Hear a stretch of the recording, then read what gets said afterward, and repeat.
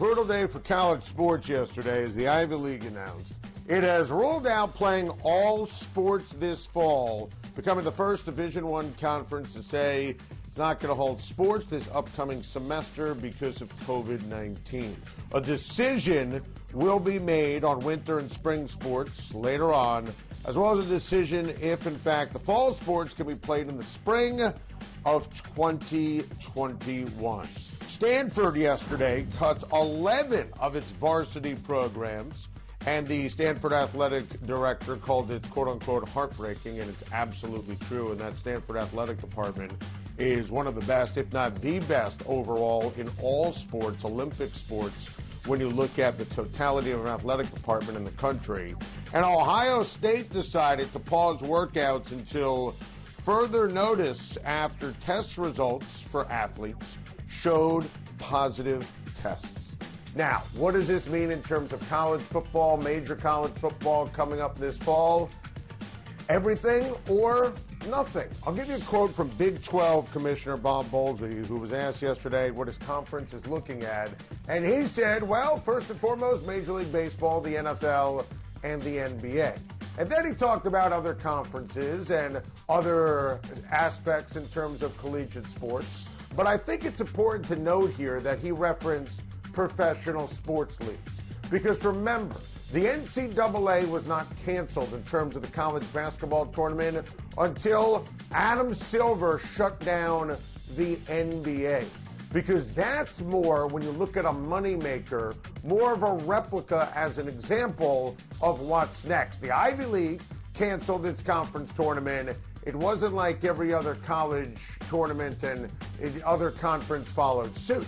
You had to wait for the professional leagues because it's important here. Health and safety is number one, but you also have to understand the money involved. Jim Harbaugh yesterday said he would want the responsibility of the student athletes and making sure that they understood health and safety when they were on campus. And he said as long as the students, like his daughter, matriculating on campus for the fall semester, he would feel comfortable playing college football and playing sports this fall. It's going to be very interesting to see what's next because obviously we're on a time crunch with college football scheduled to start on Labor Day weekend and week 0 before that. Here's what I think.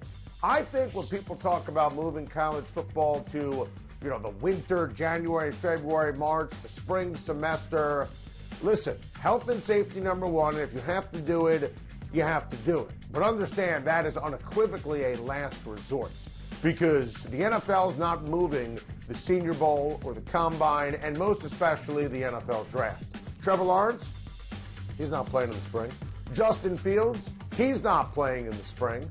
If I was a top 50 prospect, I'm not going to sit here at the end of the day and play college football in the spring because there's too much at stake. The stars will never play in the spring, but if I'm a projected day 1 or day 2 NFL prospect, chances are I'm not playing. So the Ivy League, and I feel terrible for all the athletes involved who had their fall semester of sports wiped out. It's awful for those kids and awful for those programs. And you think about what's going on at Stanford and, the domino effect of COVID-19 and not having the NCAA tournament and sustainability of certain sports. It's tough. I still think college football in the fall is on the table. Now remember, if it moves to the spring, which could be viable if in fact that they decide that you can't play because of health and safety in the fall, you might get college football, you might get the names of the teams, you might have the coaches, but most of the star players will not participate, and I would not blame them in any way, shape, or form.